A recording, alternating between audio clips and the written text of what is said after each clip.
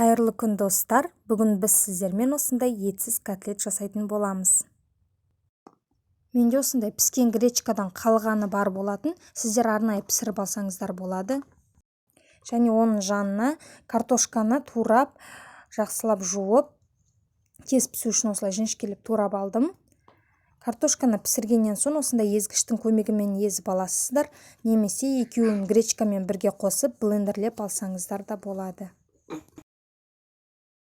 Енді осы пісіріп алған картошкамызды жаңағы гречканың үстіне қосып, үстіне дәміне қарай тұзымызды, бұрышымызды және тағы да басқа дәмдеуіштер қоссаңыздар болады. Мен тек тұз бен бұрыш қана қостым.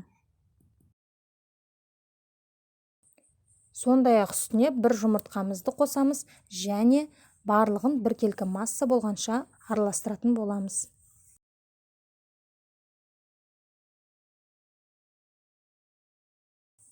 Бізде осындай қою қоймалжың масса пайда болады.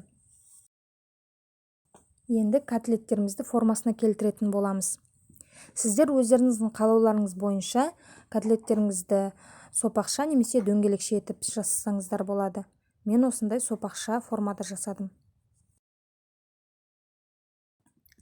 Формасына келтіріп болған соң котлеттерімізді осылай панировочный сухариге не болмаса ұнға аунатып алсаңыздар болады.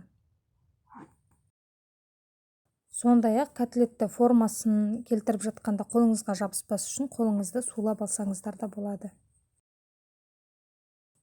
Және котлеттерді неғұрлым жұқалау етіп жасаған дұрыс.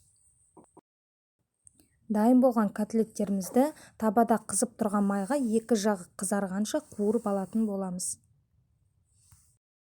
Котлеттерді майда көп ұстап қажеті жоқ, себебі олар өзіне майды сіңіріп алады. Екі жағы қызарғанша шамамен 2-3 минут аралығында қуырып алатын боламыз.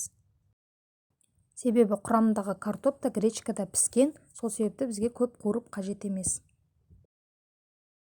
Осымен біздің ерекше етсіз котлеттеріміз дайын.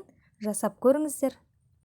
Сіздерге видеом ұнап жатса лайк басып пікір қалдырыңыздар. Астарыңыз дәмді болсын.